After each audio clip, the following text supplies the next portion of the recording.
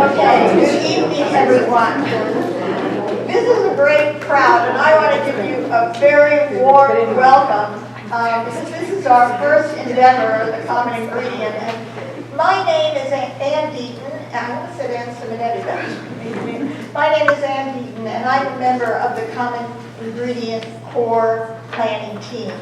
And tonight we've joined forces with the library, and we're so grateful to the library to sponsor this first educational event, which we hope will be one of many.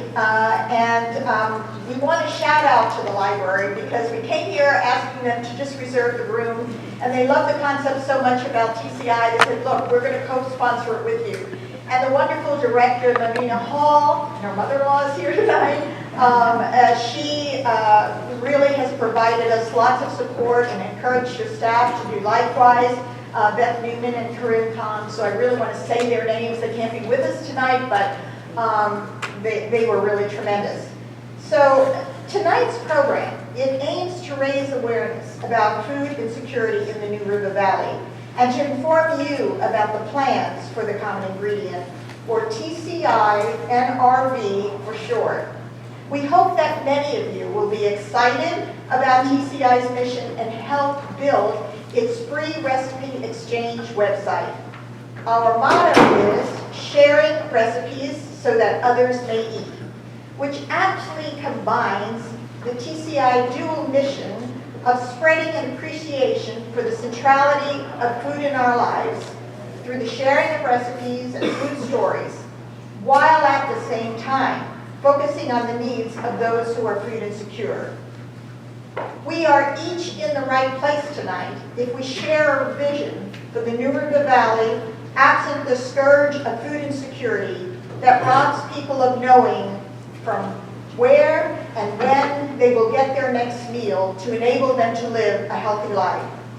We are each in the right place tonight if we believe that together we can make the vision of zero hunger a reality. If we believe the power of community can change everything. With that in mind, let me emphasize that the common ingredient is love. Love of our neighbor, including the 1 in 8 families in the New River Valley who are food insecure. Tonight you will hear stories from 4 wonderful, hard-working panelists who truly get that the common ingredient is love, who are in different ways making good on that belief. In just a moment, I will introduce you to them. First, however, I want to recognize any representatives of food pantries or organizations supporting food relief that might be here tonight. Please stand and let the rest of us give you applause. So, food organization, food serving organization.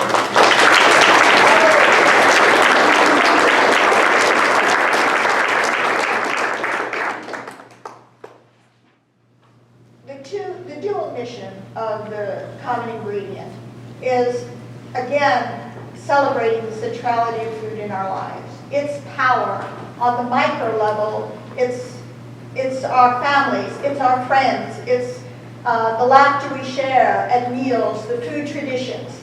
And on the macro level, food gives us the opportunity to learn about other cultures, to appreciate other histories, and to learn about other traditions. It binds us, and that's just a powerful thing. There's a reason why when you say, I love you more than biscuits and gravy, that you get this heartwarming feeling. Or, I love you more than coffee, but don't ask me to prove it. That reason being that food is so fundamentally connected. Oh, okay. See, this is modern technology. But the reason why that works so well is that, in terms of food, is that it's so fundamental. And it connects us to everything else after it connects us to one another. So I'm going to see if I can find my place. But I can't read from this, so I am just I am just going to wing it. One of the things that I want you to know, kind of a takeaway tonight, is how TCI will work. You know its dual mission to celebrate food and to focus on food insecurity in our community. But how do we envision this new organization working? We envision it working through a team, the coordinating planning team, that's kind of at the center, and we envision interest groups all around that. They're already forming. There's interest groups forming around children's activities and school activities, and working with civic groups, working with churches in the community. There's the idea of the recipe site itself. The recipes we're hoping to collect that will bring a lot of joy to people when they go to the site. But think of that site as a hub and a platform. The hub because it will be where all the recipes are, but it's recipes plus. It will be information about what's going on in the New River Valley, that all of us need to know where to plug in to serve people. And more importantly than that, it will be information, or equally important, there will be information about these educational forums that we want to hold. We want to get at the underlying, we want to study together as a community of people. We want to look at those underlying causes of food insecurity. One of our members, Susie Austin, compared food insecurity kind of like that canary that's in the coal mine. When you see food insecurity, you're seeing behind it a lot of other intersectional, interacting factors. Underemployment, undereducation maybe, a tragedy in somebody's life that they can't surmount. Not having access to affordable food. There's things behind that.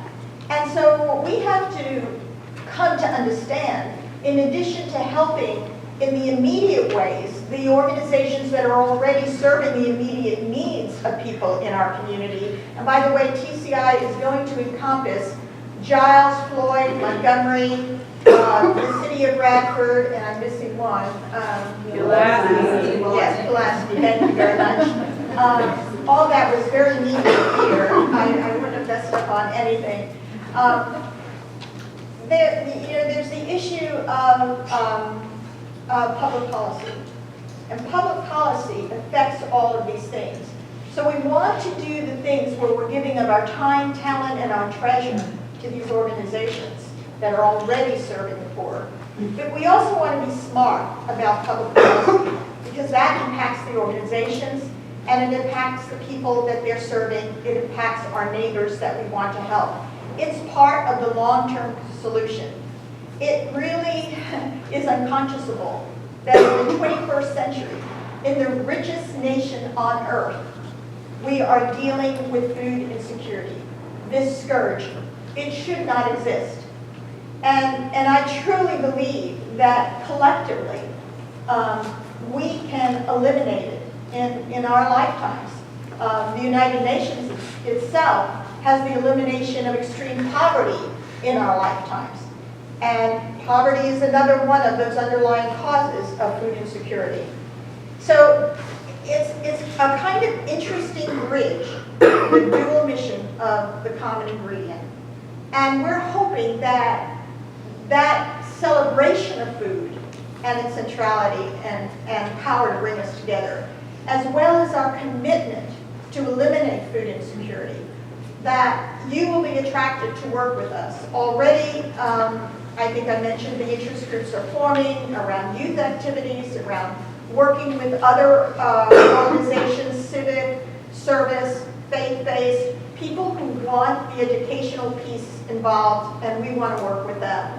So we're kind of excited by this. Everybody we've spoken to, by the way, has been very positive, from the mayor to other elected officials, to the first lady of this campus, to the chef of this campus. No one has said, not quite sure. I am sure. That's a good thing. Go for it. And this has been very encouraging to all of us. Before I introduce the panel, I do want to ask all of the people in this room who are members of the core planning team to stand up tonight. And I'm not going to call all their names. We have a nice group here. Could you all stand up if you're on the TCI core planning team? And there's two over here.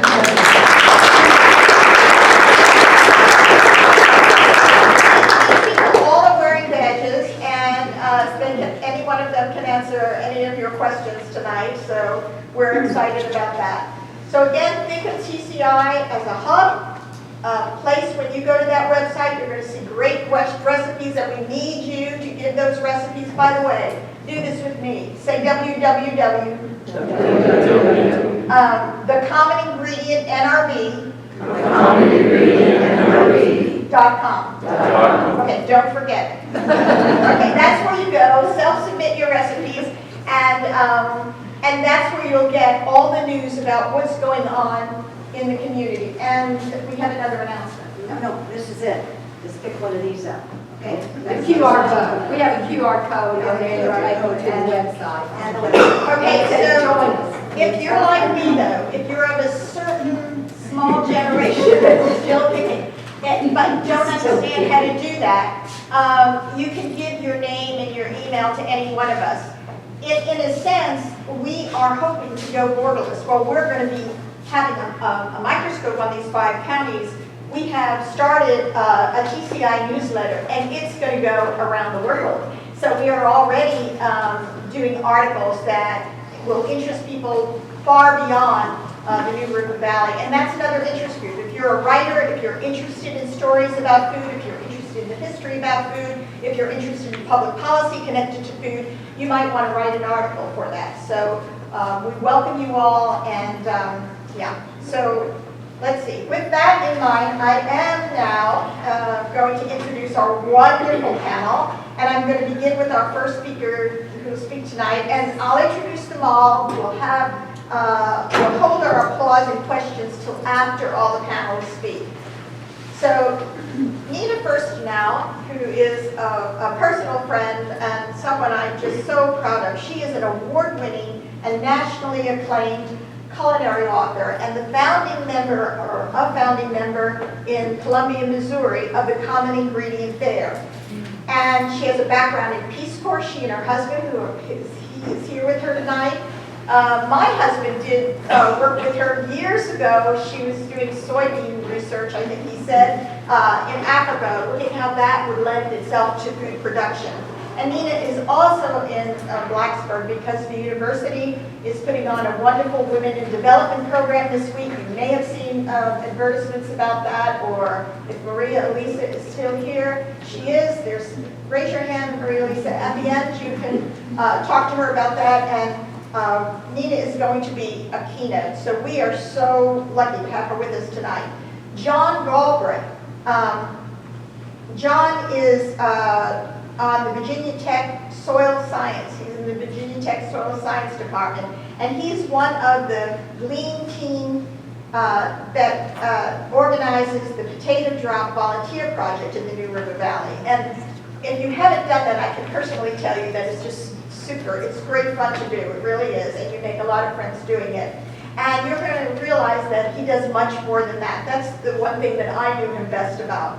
And Isabel, or Izzy Largan, she is Assistant Director for Food Access Initiative at Virginia Tech, whose understanding of the need of our students on campus who are food insecure. She has an understanding about that. She has a passion to serve in that area. And she came to our attention right away. We, members of the TCI team, heard her speak, and we knew she had to be here tonight. Meredith Minear, who is also a member of the TCI team, she is a local school librarian, a founding member of TCI in the New River Valley, a mother of 5, a farmer, and a woman of boundless energy and ideas that will help kick off the first TCI Youth Initiative. So it's a wonderful panel. I'm proud and grateful that you're all here.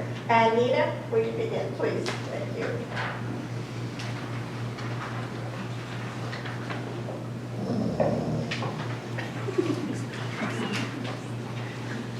I hope you have better luck with your notes than I do.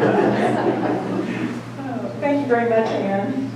As some of you probably are already finding out, Anne is just a force of nature. And wherever community she's involved with, she really gets things to start happening. And I can see that happening here already. Look at this turnout tonight. This is fantastic. It's a pleasure to be here. I thank you for inviting me. And I want to say that, you know, just briefly, I can't skip over it. So in Columbia, Missouri, I have, from the bottom of my heart, say that it is truly our loss and your gain with Ann Beaton here in your community. Everything she touched in Columbia always grew into a great and enthusiastic project that was met with much success. And there are several examples I could give you, but one is the common ingredient that was her idea to begin with. When a small group in Columbia was contacted by her, we all enthusiastically said yes, because this is a project that I cannot say enough good things about.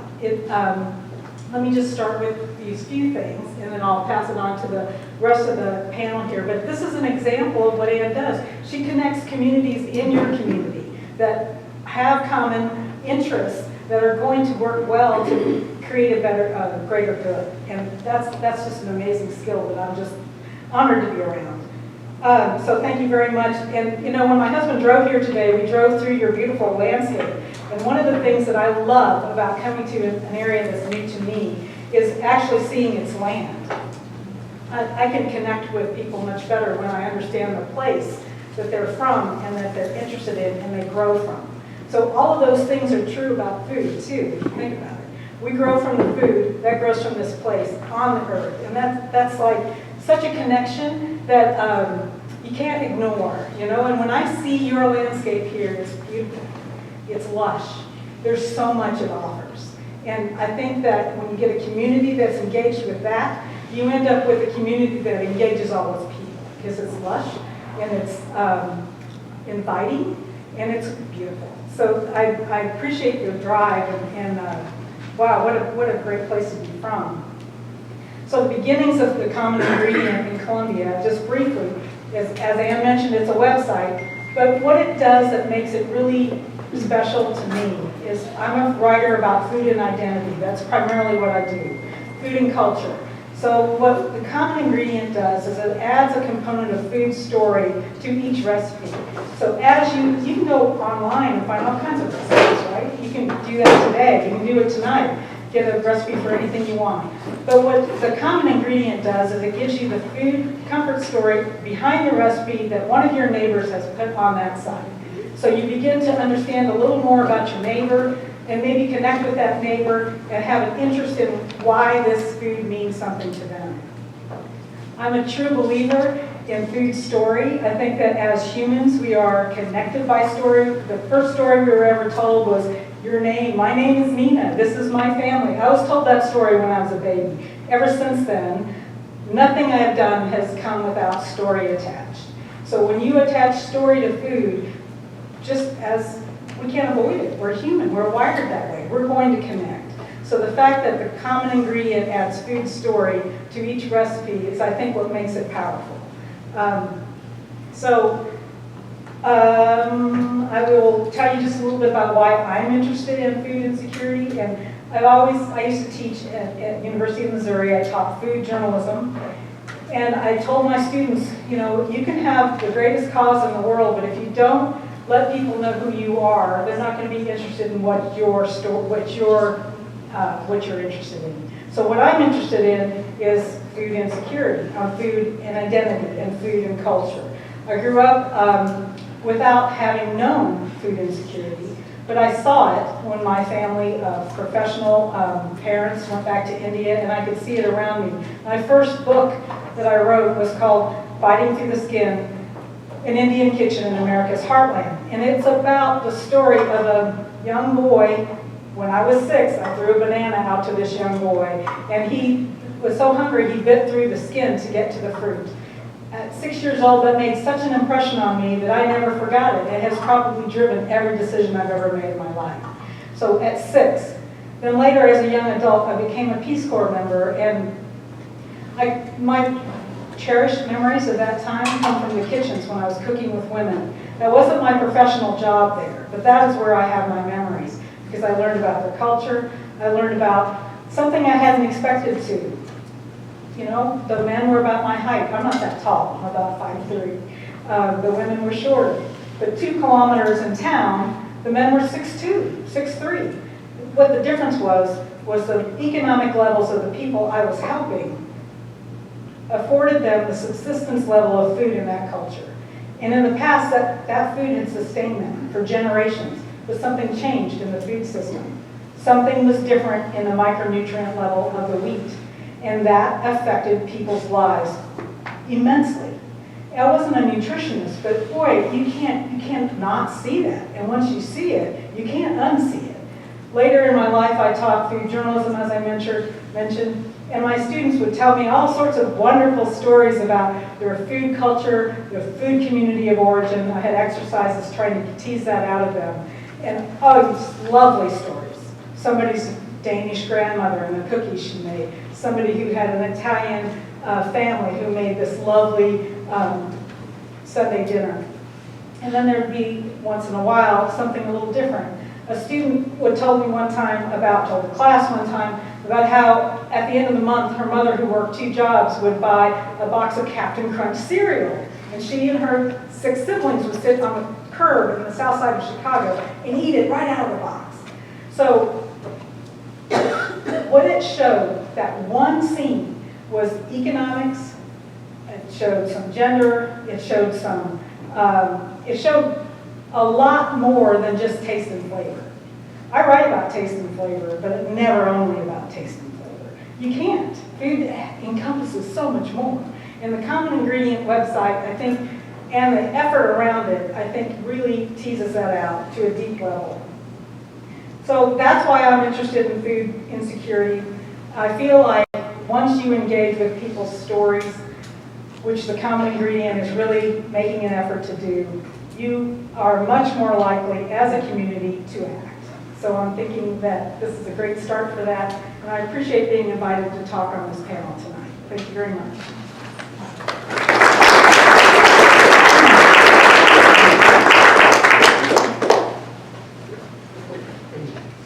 Thank you, Nina, and welcome to Blacksburg. Thank you. So I'm going to try to set the table here. I'm going to try to introduce and give you a little bit of background on the subject of food security, maybe not food security, but food insecurity. So let's start talking about that, and then that'll set the rest of the talk. So what factors do you think determines food security? What I was able to find through the FAO, Food and Agriculture Organization, the questions are, is food available? Is food accessible? Is food being utilized properly within the family or within the community? Is the food supply stable?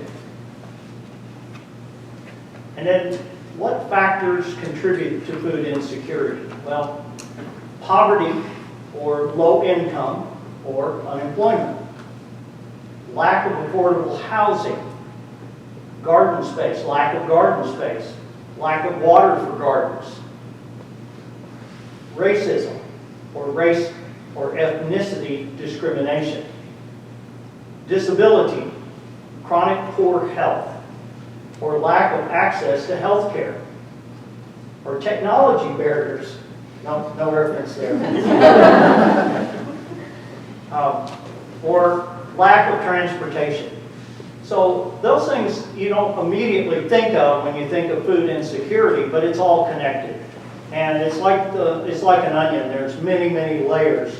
And food insecurity, if food insecurity is the core of the onion, all of these other factors surround that core and affect it. So what about poverty?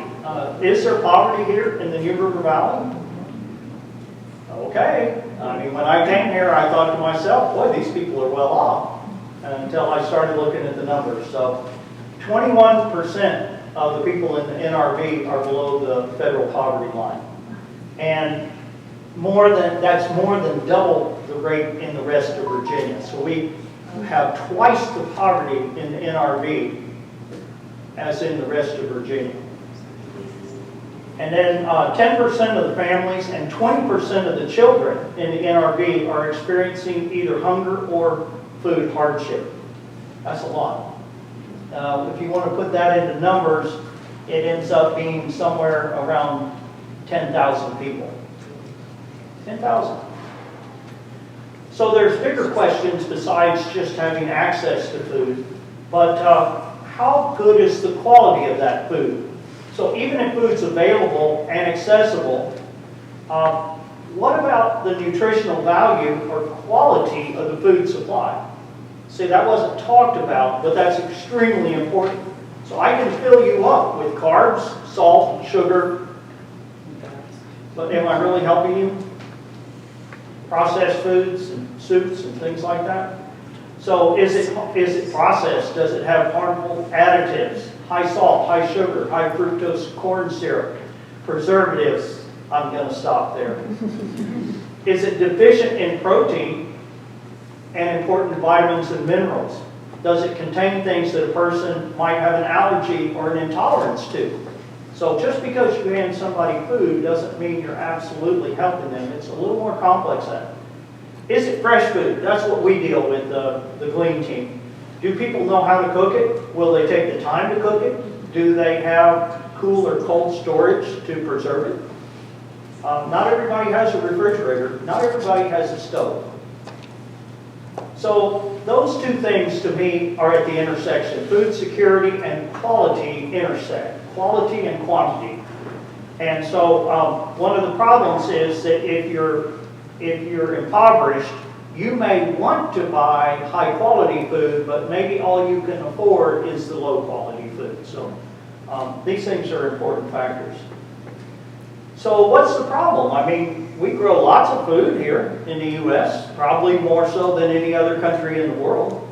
But 30 to 40% of fresh produce goes to waste. In other words, it's not eaten. And why is that? Well, waste in our homes makes up 40% of all food waste. So we're partly to blame. The reference on that is Feeding America. So what can we do? Well, we can prevent waste in the first place. One of the solutions that the Glean team uses is, well, we glean. That's why we're called the Glean team. Hi, Charlie. So you can think of that as salvage harvesting. In other words, we go out after the producer has harvested what they need to supply, what they want to sell, and if they have any that's still remaining, if they bless us by letting us come in, then we salvage the remainder and then we give it to the food provider. So we're at the in-between spot. We also grow food, and that's another thing that people can do, is they can grow their own food, or they can grow food for other people. So we try to do that as well.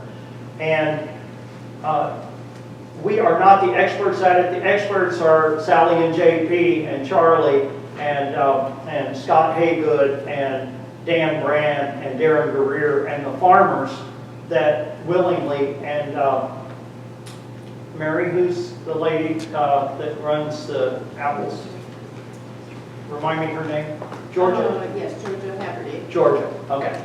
And those are the people that are producing food from scratch. And through their generosity, we end up being the middlemen, taking that and giving it from the growers to the food providers. And they, in turn, give it to the food recipients. Those, to me, the growers and the food providers are the heroes, the real heroes. Okay, so we glean about 20,000 pounds of fresh produce every year. We grow about 20,000 pounds of fresh vegetables, mainly winter squash, for very good reason. No, I won't get started on that area. But we also purchase food in bulk, and that's another way that food can be provided.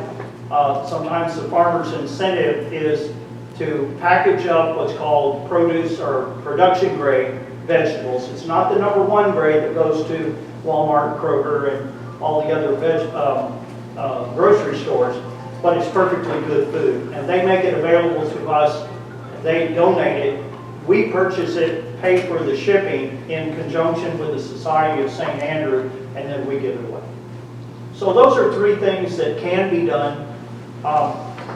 We can improve, we can deliver to those in need, and here's some of the partners that you might not think about as food providers.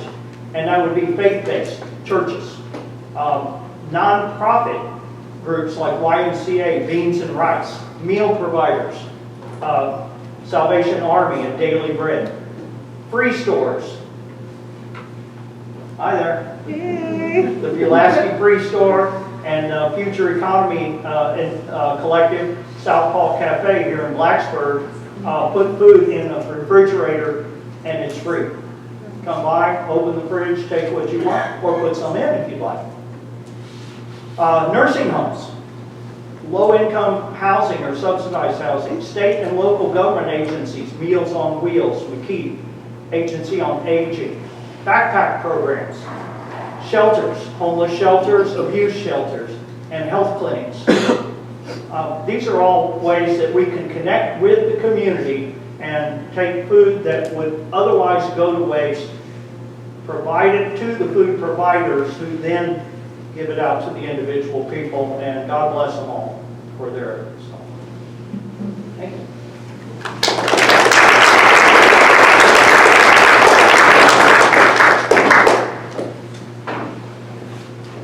Hi y'all, how are you? Good. Okay, no one's gonna say. Good. Okay, good. Nice to meet you. I'm Izzy Largent. I work at Virginia Tech, and like we've said, I'm the Assistant Director for Food Access Initiatives. So my purview is more focused on Virginia Tech students, but also Virginia Tech's interaction with the overall community when it comes to food waste from our dining centers. So I run two big programs called the Market of Virginia Tech, which is our food assistance program for students, and then Campus Kitchen of Virginia Tech, which is food diversion from dining centers on campus to local community partners throughout the River Valley who do food access work. So a lot of them have been mentioned already. So I guess I'll give a little bit of overview about the need on campus, the need that we see nationally on college campuses and at Virginia Tech specifically, but also the ways that we are working to reduce food waste and improve overall sustainability. Like John said, there's a lot of food waste in the United States, so especially from large dining centers like what we have at Virginia Tech. We talk a lot about how good our dining centers are, and they are good, but they do have a lot of food that does not go, it's not served, and it can be diverted, and we try to make that happen through a wonderful team of volunteers and great partnerships with our dining partners. So I guess I'll start with the Market of Virginia Tech. So it was founded in 2020, and it was founded in response to a 2019 food access report that was done serving Virginia Tech students specifically. And that report found really staggering numbers of Virginia Tech students who are estimated to be facing low and very low food insecurity or food security. So there are 29% of undergraduate students estimated to face some form of food insecurity during their time at Virginia Tech, and 35% of graduate students. This report was also done, and I guess I'll give you a little bit of context of what we mean by 29 to 35%, because that's a really high number, and a lot of people are like, that feels inflated. It's not inflated, it's just that the standards that we use to measure were based on, did you have access to food that was nutritious and that was affordable to you during basically at any point, not at any point during the day, but every day did you have access to food. So a lot of students may have said that, no, I didn't have access to food every day. For 3 days out of the week, I didn't have access to some sort of nutritious food. Or I didn't have access to food that met my dietary restrictions. So we have students who have dietary restrictions that are cultural, but also that are like they cannot have gluten, or they cannot have peanuts, or they cannot have dairy. And a lot of our dining centers, they do their best and they have great options, but a lot of times we hear from students that it's hard to find options that they feel safe eating because they may have some sort of dietary restriction that does not allow them to eat that food. Or it could be cultural, so it could be halal, or it could be kosher. There are things that affect someone's ability to access the food that they want to eat. And I love talking about food as culture and food as love, because sometimes there are components of ourself and our culture that affect the foods that we want to eat. And when we have such a high population of international students at Virginia Tech, that affects what they're able to eat in this area, right? And on campus at Virginia Tech. So at the market, we serve 115 students per week as a grocery store. So we have that is like, we have 10 different produce options. We have vegan, vegetarian, halal options. We have a ton of different dairy options and meat options, and we have our dry good options. But we're doing a lot of work to expand our reach because we know 115 isn't enough and we have numbers like that, right? So we're working to expand and offer completely open-ended on-campus pantries for students that they can access at any point.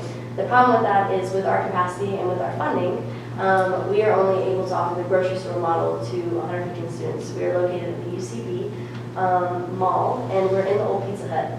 Some of you locals might know where that is. The old takeout Pizza Hut. That's where we are. So it's size constrained. So we're working to figure out ways that we can expand our reach to impact as many students as possible that need support from the market. We currently don't have any state funds, so all of our funding is from a very generous donation. We have a lot of donations, and I bet there's some people in the room who've donated to the market, if I had to guess. But it was all founded because we received a $1.5 million gift from the Singani family. They're alums, and also one of them is a Blacksburg native. And they donated that money to be invested for us to use the profits off of that investment for infinity, hopefully. But that doesn't cover all of our costs, so we're always looking for ways to expand our ability to receive state funds and other things, but I won't go into the nitty-gritty.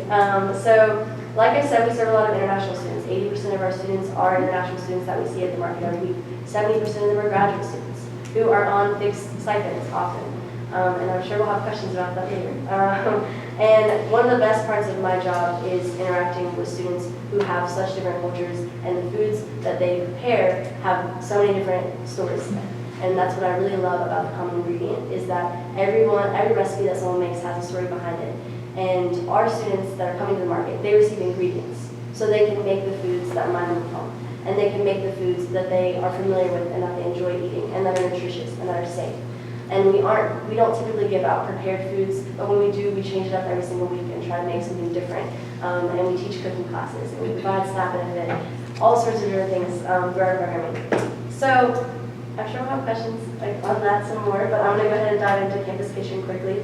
We divert from most of the dining halls on campus multiple times a week. So we have a team of volunteers who go to those dining halls, and they have set aside any food that is going to go bad before they have a chance to use it. And a lot of times it is prepped and prepared foods, so it'll be like pre-made salad kits or wraps or food that you can eat right away. But it's also food that isn't prepared yet, so it will be fresh ingredients, fresh dairy products, fresh meat products sometimes, fresh produce products, and we divert that food to our community partners. So we currently divert to the Agape Center, Christiansburg, Bradford, Fairlawn, Daily Bread, Plenty, Interfaith, and the YMCA. So we are diverting food every single week to all these different partners. And since 2015, we've diverted over 275,000 pounds of food from dining halls. And then they do the great work of distributing it to the people that they serve, which is just phenomenal. But yeah, I think that's everything that I have to say. I hope it doesn't take too much time. Thank you all.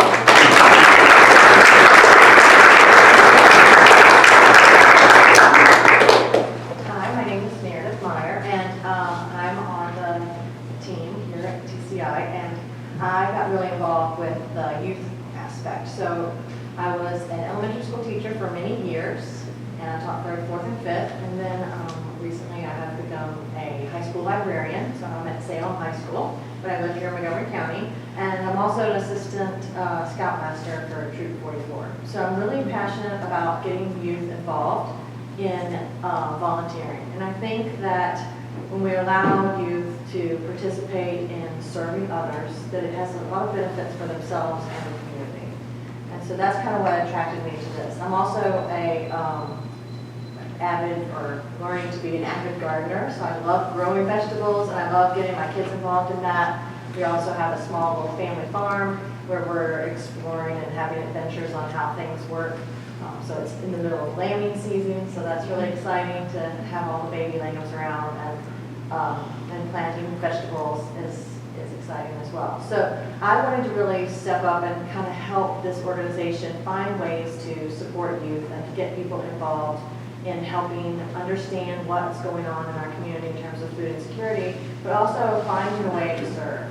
And I think I was always passionate about youth and also food. In high school, I became very involved with a large group of migrant workers from Florida who would come to our community. I'm from Farmville, Virginia. So it's a big farming area. Lots of crops are grown and picked there. And so these kids would come and I would volunteer with them as a high school student to help them just acclimate to the new area, get involved in schools, help with translation. But they lived in a little area where they grew their own vegetables and they had pigs, and so we would slaughter pigs every year, make sausage, and the women would teach me all about their culture and how they would prepare food, and they had chickens. And so it was, even though that they didn't have a lot of money, they really weren't food insecure because they lived in a way that they could grow and create their own lifestyle in terms of raising food and growing food. But I think now we have less access to that. Families have less opportunity to grow food and raise animals, so we have more food insecurity. The other thing that really got me involved in this is that my husband was superintendent of Montgomery County during COVID, and he was really active in trying to get food delivered to every student during COVID when schools were shut down. And so I got to see behind the scenes, because basically our kitchen table became his command center for COVID. And so I got to see a lot of what was going on and how do we get all of this food to these families who kids were receiving, 2 meals a day from school, and now they were getting nothing. So it was really neat to watch that happen and to have that just become reality. And it was also exciting because my kids would go to the bus stop and get the food, and it was really fun watching them come in and find what was in their bag, and then they would try to jazz it up. They would take the chicken fingers and add some sauces to it, or they'd saute it with something, or they'd add it to a salad, or they'd try to make a chicken salad. And so it was fun watching them. They were really excited to see what did I get in my bag and how can I change it, how can I make it different. They would taste test each other's dishes based on the food they got from the school buses. And so that really inspired me. I think kids love cooking. They like being in the kitchen. They like trying something and making something and creating something. And I think that that's really important to bring that back, bring that love of interacting with food back and getting kids out of themselves. And I think, we've seen a shift as a high school teacher, high school librarian, we're seeing a shift of kids. They're very much more isolated. They're much more entranced in their phones. There's less communication in the library. We're constantly trying to do things to get kids to look at each other and talk to each other. Let's play games together. And so our library is very vibrant, and because we want to create that because they need it, but technology and social media has really trapped them.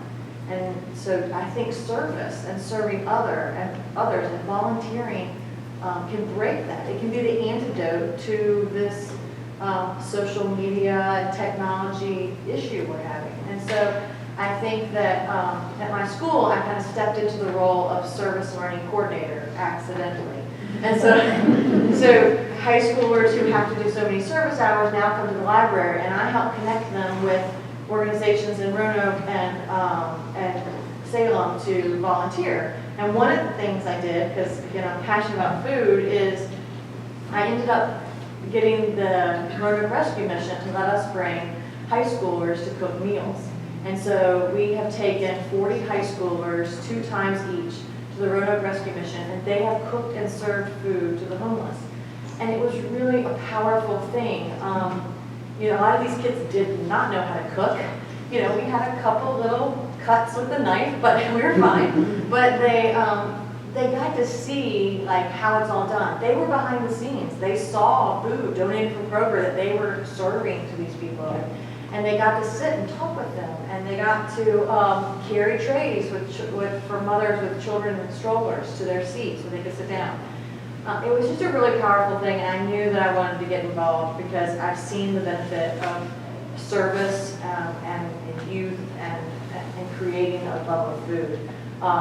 The thing that really cemented it for me is, we drove all those different times to the rescue mission, and the kids had their aprons and they volunteered, and then at the end we came back, and there was a girl behind me in the seat behind me on the bus, and she was on her phone and she was saying, "Mom, I'm so sorry. I am such a spoiled brat. I really apologize for all of the things I haven't appreciated in my life, and I'm really grateful." And there was a girl there that she served that was her age and had a baby and was living in a women's shelter. And so I think that we really have to, as adults, we really have to work hard to give our kids opportunities to serve. Not only does it help them understand the world they live in, it helps them reconnect with themselves, it helps them reconnect with others, it helps them get out of their own space, their own little world that they've created in their phones, but it also helps them feel worthy. It gives them a sense of purpose, a sense of worth, a sense of possibility. And so I'm really proud of that, and we will continue to do that. We also go to Richfields and we play bingo every Friday with the people who live there. It's like an assisted living center in our town. So I really want to encourage you, if you're interested in helping get involved with this aspect of TCI, the youth aspect. I have lots of ideas and things I'd like to try. One thing I want to kick off is like an art competition where students could enter a piece of art, something related to food, and the entry fee could be $5 or 5 cans of food. And then I'm hoping to maybe get some donations of a gift that they could win, like a gift card or something, and we would have winners for different categories. But I've got lots of other ideas. So if you are interested in youth service and volunteerism and food insecurity, come reach out to me and we will find ways to make this really exciting for our youth in the community. Thank you.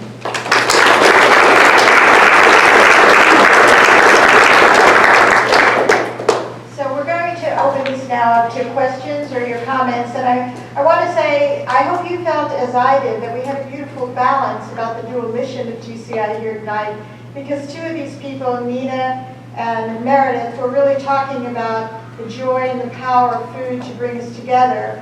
And then from John and from Izzy, we learned about the poverty issues and the underlying factor issues, and those are the two things that we want to knit together and understand. And one of the things in listening to Meredith, you heard someone with a lot of ideas. The fuel of the TCI will be your ideas, the ideas that come from the community about what we can do together, how we can support one another. And so I hope if you have an idea out there that your organization wants to do, or that you yourself individually would like to see happen, we'd love to discuss it with you. If it's in line with the aims of TCI, we want to be an enabling organization. So you made us smarter tonight, and you motivated us. And now I do want to open it up to your questions and comments. Yes, Jeannie. Thank you. I want to ask John, because I understand that you can answer my question. Can you say something about the role of community gardens in Blacksburg or other areas in working with food insecurity and involving people in producing their own food? Well, so there are 3 established community gardens here in Blacksburg, and I know there's several in Christiansburg and Radford. That gives people an opportunity to grow some cultural food that they might be missing. A large number of the people that I see at the Hale Garden are people from other continents. And they're able to grow foods that you don't find in the grocery stores here. And I think that helps them to connect back to their culture and stay strong in their culture. But it's also providing quite a bit of food and for themselves. And it's often those immigrant families or first-generation families that are finding it more and more difficult to integrate themselves into our communities. And so I think that it provides a very strong role, a very important role for those families. I understand there are more community gardens contemplated now. Yes, right. And I hope that, I know there's a waiting list for space in the community gardens. So that's telling us that the demand is there. People want to grow their own food. There's something healthy about mentally healthy besides being outdoors, and then you're put in a 10 by 10 box right next to another 10 by 10 box, and so you can't help but connect with other gardeners Yeah. because they all share the same passion. Mhm. So, So you mentioned the Hill Garden, so you know the Roper Solar Greenhouse. You know the Roper Solar Greenhouse at the garden? yeah, I'm not very familiar with it, no. My husband designed it. Oh, so- good for you. Shout out. Yeah, very good. Thank you. I know that it's full right now. Yeah, they're using it very much so. Mhm. All right, question for John too. Our church is interested in doing a potato drop. How would we go about that? To help out with the potato drop? We want to have one at our church. You want to have one? Yeah. Okay. Well, we have two each year. We have one every November because we're trying to provide potatoes. We buy 84,000 pounds of potatoes every year here, and then we do another 42,000 in San Antonio. But we do one in November so that people will have food for not just Thanksgiving, but also for Christmas, because that fits into about that 6-week window with potatoes. And then we do another one in either late January or early February, because that's the food desert time, because nothing's green and growing. And so then hopefully that bridges to the time when people's gardens start producing. But I mean, we could do another one. The problem is timing. So the potatoes are grown in May, and they're picked in early September. And so if you wait much past, they're kept in cold storage, but if you wait much past February to give them away, the quality starts going down, and you get more and more that start to rot. And so it's kind of a diminishing return. So that's why we target those 2 months that we do. But I forgot to mention, Ann asked me to mention that I got contact cards for the Glean team, and there's 5 Glean team members here. So if you find any of us, we can tell you about those opportunities and the next potato drop. But thank you for your question. Other comments? There might, Dick Arnold was the one who just asked the last question, and I think he is a good example of faith-based communities that we hope to work with. When we contacted Jennifer Cooper of the Blacksburg Methodist Church, she said, you really have to be speaking to Dick Arnold too. And they have lots of ideas that they want to do to both donate their time and their talent and donations, and that's why he's asking about the potato drop. But also they are also concerned about public policy, so they were a great group for us to link up with. And if something is happening in your faith-based community that you think that we could partner on, we'd be very happy to do that. And I see a hand up way in the back. Sorry, Thank you. I'm Hazel Wines. I work with Pulaski County Free Store. I love everything you guys talked about tonight. Absolutely fantastic. I do have a question. When I've been fortunate enough to be in disability advocacy circles or racial justice circles, you hear a lot of nothing about us without us. Are you guys actively seeking out people who live in food insecurity, people who live in low-income areas to get their input and their support? You know, and I'm going to let these people, but certainly for us, yes, we want to find a way to do that. One of the comments I remember that I had written down was that we have a very strong value of inclusivity, and those are the most important people, because we cannot divine what people need. They know themselves what they need. We need to hear that for them. We need to figure out on our core planning team how to get that done. And beyond that, TCI is for people, youth and adults of all ages, and people who are homebound or are differently challenged. So we really want to be inclusive, but most importantly, we need to do what you just said. And I failed to mention that Interfaith Food Pantry, Agape, I think they're both here tonight, and Beans and Rice. Those are the 3 organizations that are currently being featured on our website, and we will be rotating. We will be featuring food pantries, hunger coalitions, groups, service groups, church faith-based groups. We want to feature, tell the stories, as Nina said, of being out there, helping our neighbors because the common ingredient is love. So, and Izzy, you were going to say something? Yeah, so I can speak to the market specifically because we are an organization that is doing food access work in terms of like serving people directly. So in terms of like Could you how speak up? Yeah, should I come to the, would that be, I can't talk very Yes, loud. come I'm sorry. right here. Sorry. And while you're coming up, I would like to ask the lovely lady who spoke up here if she would come up at the end, so because you probably have an idea how we could do this and speak to any member of our team, because we want to get that inclusivity on our team. So to speak specifically about the market, so one thing about me is that I first did grow up food insecure, but also attended college as a financially independent college student who experienced food insecurity.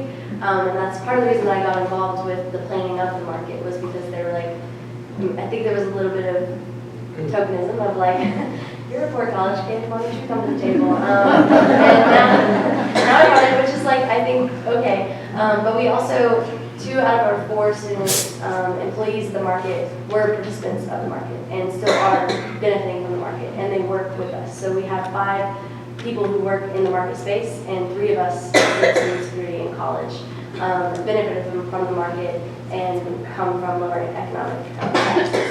And then also when it comes to like having different people at the table in terms of our participants, we have a every semester survey where it's completely anonymous and we want them to just come at us with everything, all the issues, everything that they think is wrong with the program, everything they think is right, what they want to see differently, because we want their input, because they're the people we're serving.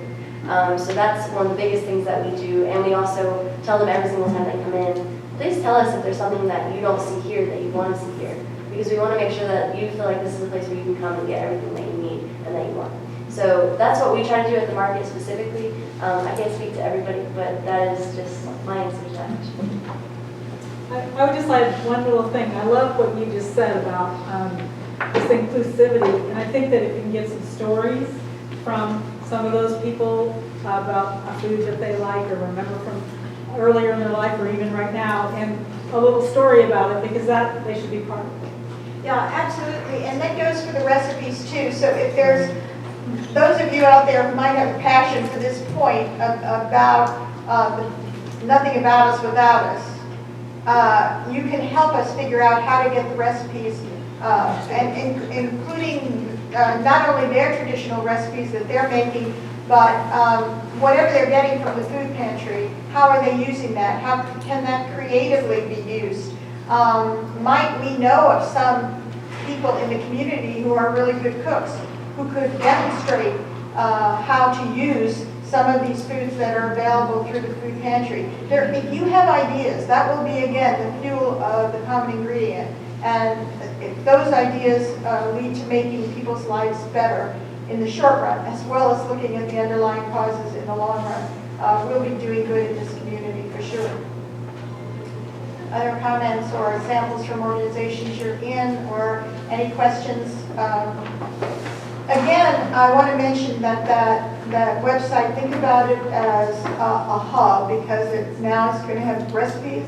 We hopefully people will put a little story with their recipe, maybe even a picture. We want to have profiles of people. We want to have the different pantries. We want to have what's happening so you can volunteer at the potato drop when it happens. We really want it to be a hub, but we really want it to be a platform for your voices as well. Anything else? Yes, Can I ask one more? I'm sorry. please. How do we get to people who don't have access to technology, who don't have the phones or the computer access, or can't get to the website? Yeah, that's a good point, because they're not going to go be using. So actually, one of our newest team members, Sabrina, where are you, Sabrina? She was talking about that. She has a family member who is probably not going to be out and about. And one of the things, some people have been giving us recipes to us personally, like emailing it to us, and so they're not in the technology. But she thought this person could help help type things up for us. So there may be things that you can help TCI do if you're homebound. Is that getting at what you're talking about? If they don't use technology, or the newsletter is digital, so it really is kind of between the recipes and the stories and the digital newsletter. It would be hard, but if we could have a volunteer list of people who want to help in some way, I think we can come up with ideas for how to get the news out to them, so that they can volunteer at the potato drop, or they can do something from their homes. But that's what we have to brainstorm about, and we are going to be talking about a brainstorming meeting in the future. That's a really, really good point. Was your question about how to get the information out to people that want to serve, or Well, to people the who people that would? would be beneficiaries of what we're thinking about. Yes. Oh, beneficiaries. Yeah. Oh, That's a very I'm big sorry. problem. Yeah. That was going in a different direction there. Right, no, and I don't have an answer for that tonight, but, okay, please. A library. Yeah. Wonderful service. And yeah, they could figure out a way to do that. Yeah, I think we're going to brainstorm through that, but that's a really good point, Jeannie. That's a really good point. Yes, John? Well, so several of us in here are associated with a group called Thrive, and it's sponsored through the Community Foundation of the NRV, and it's got a list of food providers all over the NRV. That might be a good starting point for people that don't have technology. If they don't have a computer, if they don't have web access, anything you would want to print, you could probably drop off at each of the places where people come to pick up food and give them a piece of paper. I was just thinking, people who don't have phones are more and more disadvantaged all the time. I went to a grocery store this morning and I wanted to buy some soup, and there was a card saying if you scan the thing code on your phone, you get $1 off of the things. And I'm old and dumb and I'm not very good at phones, and I couldn't get my $1 off, and I'm just frosted. But I think economically disabled, you know, and it's not fair to expect people to have this, have that, if you're going to get a deal on food. No, I totally agree with you, but I also have to tell you, that happened to me, and I went straight to the manager of Kroger and told him that was age discrimination. And I expected him to get the same discount when I went to the counter, and he did. Which Kroger was it? The Kroger out on South Main. Yeah. Oh, I'll tap the University Mall. Yeah, so, but no, that is an issue, and I'm sorry, I missed the intent of your question to begin with. Yes, Cass. I think we need an advocate in the school system, if anybody is interested and vocal. We need someone to get the word out to the families, especially the ones that are international families. They find it very difficult to fill out those forms for free lunches. And if they would just, they need help with that kind of thing. The Y has a program where we're trying to help with this kind of thing with the international group. But the The Y, Blacksburg Refugee Partnership. yes, but what the problem is, we can't feed communities unless we know what's happening. For example, the USDA has grants all over the place for school districts that are 50%, that have 50% or more children that are food insecure. Right. But to get that number, we need You have to fill it out. people and so there's a disconnect. Is that for the district as a whole or for the individual schools? It's for the district as a whole. So right now, Crisis Court, we've identified, the YMCA has, that's the only one right now that is in that category. But there's a lot out there that their Right. parents just aren't filling out the forms. And this is the first year where kids are paying for food again. Yes. The last 3 years, that every single kid was given free meals. Right. And so now you've got kids in high school that are not eating because they have no money on their lunch account. Right. I'd be very surprised if Paul Bragg wasn't over 50%. We were just under 50% before the pandemic. Which, Paul Bragg Elementary. I would agree with you, I really would. But you have a question? There's She has a question clearly right there. a lot here for us to work on, and I want to catch, there's 2 more questions back there, or? There's one right here that she had. Okay. I'm Molly Burnett, I'm an educator in the community, I teach shapes young. Could you please stand up? Sure. Gonna get a little nervous now. So I'm Ellie, I'm the educator in the community, I work at ABS, and we have 4 elementary schools in the district where there's more than 50% of kids who are at that level. So it's not 1, it's 4. Yeah. And you know, the interesting thing, I've done work with my husband on international food insecurity and extreme poverty, and seen the stunting that happens in Africa and the African continent and many other places. And I was mentioning this to one of our team members, and I said, thank God we don't have stunting. And she corrected me, she said, no, we do, and she has seen it. And so that's the extreme effects, combined poverty and food insecurity, And I think, as John said. I think going with what John said too about like kids are eating things that are unhealthy and they're consuming many, many chemicals that are causing misbehavior, anxiety, all kinds of behaviors that we're seeing. And it comes from the food that they're eating. Go ahead. I could just like piggyback off that. So at my school, I know there's a local church and they donate these food bags to the kids. And in my classroom, over a third of my students get these food bags. There's real food insecurity, like it's a thing. But you know, I look at these food bags and I mean, I'm very grateful, and I know that for some of them, this is what they eat on the weekends. This is all they eat. And I mean, all it is though is like canned food. There's like little Debbie cakes, canned food, like lots of stuff. Like I don't want to sound like pretentious, but I would never eat that for myself. I would never feed, if I had a kid, I wouldn't feed them that. And yes, it's food, it's filling them, but it's not sustainable. And there's a big nutritional like inequity for that. Like kids need fresh fruits and vegetables, and I have kids who don't eat that at home.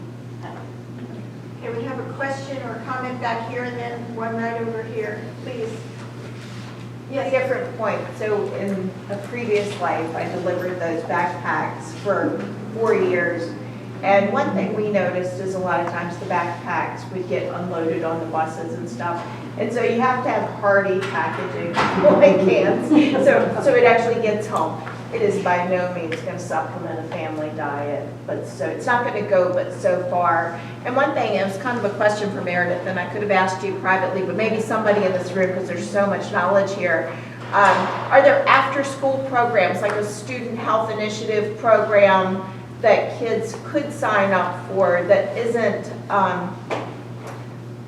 that would give them knowledge? I know for my own kids, if they're part of making the meal, part of growing the food, part of learning, they get more engaged, and that's one way to kind of get those kids more into it. We're actually kind of part of the youth part of this, so we're also going to approach the 4-H programs and the culinary program at the high school, and we're getting involved in this. But what after-school programs are there in existence for kids as far as healthy eating and like a health initiative program? So that's The YMCA has 2 programs. Is it in the schools? It is at Rice Fork. So we would like, partner. they would love to expand. Okay. Anybody, I would like to take information from anyone because we could help. They have USDA grants to help food insecure communities if we could just identify them. So I would like to talk to you. And Lori, is this your son? This is here, Nick, so, yeah. who I was really impressed with when I heard about. This is a young man who he hears about TCI, and we hear about him, that he is interested in all things food, but he's interested also not only in the preparation, the growing, and the whole pipeline of the food, but he's interested in the food insecurity issue. It's people like Nick, is your name Nick? Yes. It's people like Nick, I haven't had the privilege to meet you personally yet, that we hope will take leadership. He will just take it and move a project with TCI, and we will be there to support and enable him in collaboration with others. So the modus operandi is to work with the network. We're not thinking we're going to originate all the projects, but youth are amazing in giving leadership to projects, and I'm sure that Nick and his friends have ideas, that they just need some wind under their wings. And I know Marilyn Galbraith, John's wife, is here tonight, where we are. Marilyn is somewhat recently retired from the schools. We've got Meredith in the schools. We have other people here tonight, as teacher here just speaking. I know we can connect the dots that we need to connect to get those after-school programs. So, Nick, we can use you on the planning team, and we'd love you to join us. So, there you go. Yes. I just want to echo what everybody else has been saying. I've been at Falling Branch Elementary as a therapy dog team with my dogs since 2015. And we have an after-school garden club, but the thing that I am really amazed by is the kids that get the school food. There may be something in there that's nourishing, and they're not interested in it. All they want is the garbage. And so I really echo that we really need to have some education. Nick, do you have any? Yeah, so I wanted to say, I think it's interesting because I've been back around our school and we have like a greenhouse area and we have a lot of perfectly suitable ground for planting food. And I've not actually seen any use of the greenhouse since before COVID. I don't know if they have any plans to resume it, but it's right behind the agri-science room. I assume they probably used to use it for something, but now I don't think it's ever used. What school, Nick? MCB. Blacksburg Middle. Yes. So maybe that's something we can think through. Maybe that's something where you have a collection of citizens that put the wind under your wings, that say to the administration, this is an amazing youth-driven idea that we want to be there to support, and we want to talk with you about that. So yeah, that's a great idea, and let's just keep moving on it. Any other comments? We're just so happy you are here tonight, and we're so happy with this panel. And I also want to leave you with a quote, not a quote, but a conclusion from Einstein, one of his more favorite ones for me. And that is, as you all know, Einstein said, energy is everything. And he concluded from that, if you match your energy, if we match our energy, if you match your energy to that which you want to achieve, to the energy of that which you want to achieve, you will achieve it. You will get that. And he said, this isn't wishful thinking, and this isn't aspirational thinking. This is just good physics. So I feel like, there you go. There you go, John. So I feel like if collectively we pull our energy together and we match it to what we want to achieve, zero hunger in our community, in our state, in our country, in our world, we will achieve it. And so thank you all for being here, getting us going.